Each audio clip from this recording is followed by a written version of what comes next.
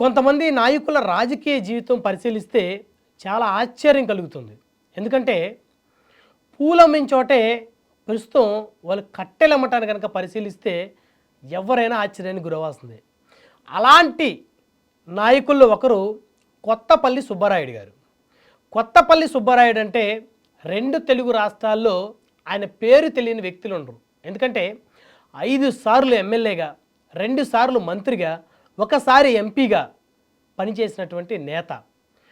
1981లో మొట్టమొదటిసారి ఆయన నరసాపురం మున్సిపాలిటీలో స్వతంత్ర అభ్యర్థిగా కౌన్సిలర్గా విజయం సాధించారు. ఆ తర్వాత 1982లో నరసాపురం మున్సిపాలిటీకైనా వైస్ చైర్మన్ అయ్యారు. ఆ తర్వాత తెలుగుదేశం పార్టీ ఆవిర్భావం తర్వాత 1983లో తెలుగుదేశంలో జాయిన్ అయ్యారు.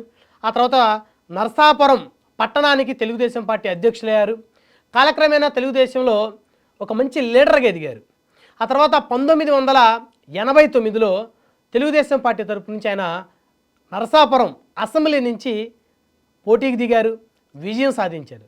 అంటే అప్పట్లో 1989 ఎన్నికల్లో తెలుగుదేశం పార్టీ తరపు నుంచి కొత్తగా ఒక అభ్యర్థి విజయం సాధించడం అంటే చాలా గ్రేట్ అని చెప్పొచ్చు. ఎందుకంటే 1988 డిసెంబర్ 26న వంగవీటి మోహన్ రంగా గారి హత్య తర్వాత 1989లో జరిగినటువంటి ఎన్నికల్లో కాంగ్రెస్ పార్టీ భారీ మెజార్టీ సాధించింది. తెలుగుదేశం పార్టీ అత్యంత పతనావస్థకు చేరుకున్నటువంటి ఎన్నికలు. అలాంటి ఎన్నికల్లో గెలిచినటువంటి అతి తక్కువ మంది శాసనసభ్యుల్లో కొత్తపల్లి సుబ్బరాయుడు గారు ఒకరు. 89లో నరసాపురం నుంచి ఎమ్మెల్యేగా విజయం సాధించారు. ఆ తర్వాత 1994లో రెండోసారి నరసాపురం నుంచి తెలుగుదేశం పార్టీ అభ్యర్థిగా విజయం సాధించారు. ఆ తర్వాత 1999లో మళ్ళీ అదే నరసాపురం నుంచి ఎమ్మెల్యేగా విజయం సాధించారు. ఆ తర్వాత 2004లో అదే నరసాపురం నుంచి 4వసారి విజయం సాధించారు. వరుసగా 4 సార్లు ఎమ్మెల్యే అయ్యారు. అయితే మధ్యలో 1996లో జరిగిన లోక్సభ ఎన్నికల్లో అదే నరసాపురం పార్లమెంట్ నుంచి పోటీ చేసి ఎంపీగా గెలిచారు. తిరుగులేని నేతగా ఒక రికార్డు సృష్టించారు.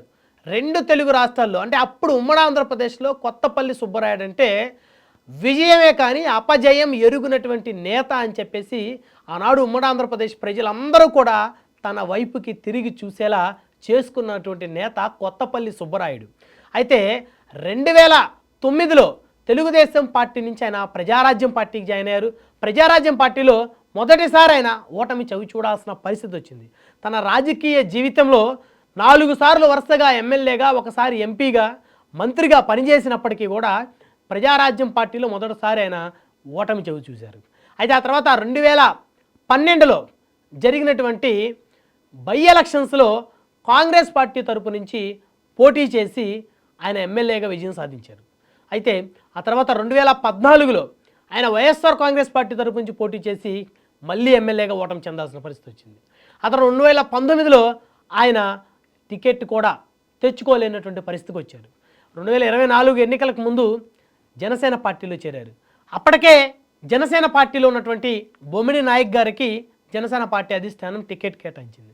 అంటే కొత్తపల్లి సుబ్బరాయుడు గారి రాజకీయ జీవితం కనుక పరిశీలిస్తే 1981లో ఇండిపెండెంట్ అభ్యర్థిగా కౌన్సిలర్గా గెలిచారు. ఆయన ఒక యంగ్స్టర్గా ఉండే రోజుల్లో, విద్యార్థిగా ఉన్న సమయంలో అప్పటి నుంచి అక్కడి నుంచి ఒక్కొక్క మెట్టు వేసుకుంటూ ఆ నియోజకవర్గంలో, ఆ పట్టణంలో తనకంటూ ఒక ప్రత్యేకతని, ఒక గుర్తింపుని తెచ్చుకున్నారు.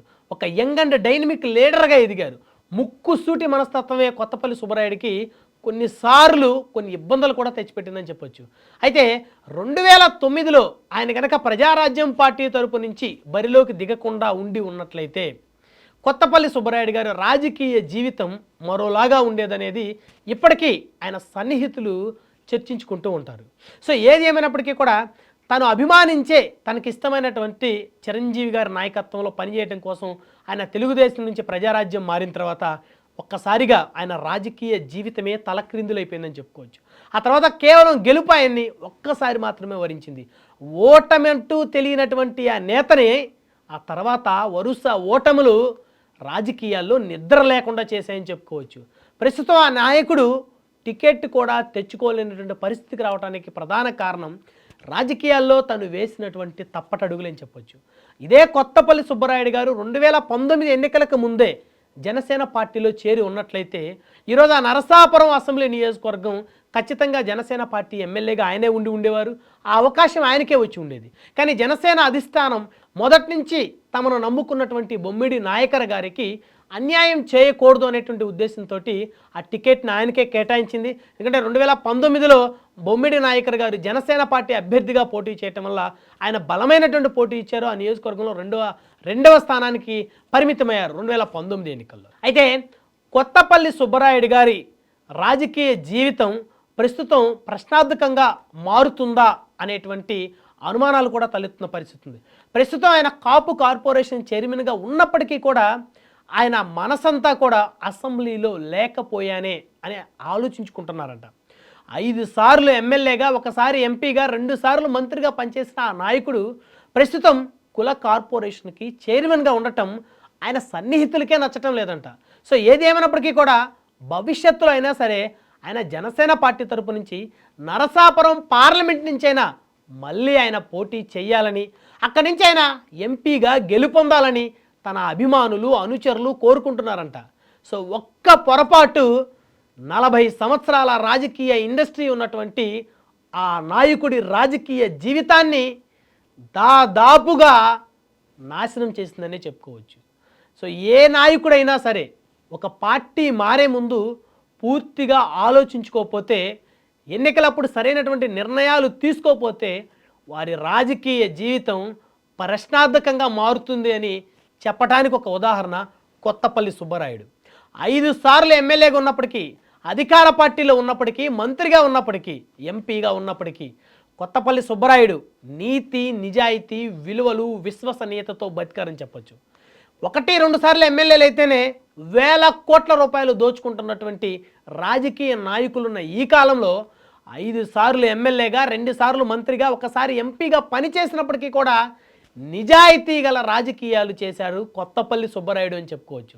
సో మొత్తానికి రానున్న రోజుల్లో అయినా సరే నరసాపురం పార్లమెంట్ నుంచి జనసేన అధిష్టానం కొత్తపల్లి సుబ్బరాయుడికి అవకాశం ఇస్తుందో లేదో వేచి చూడాలి.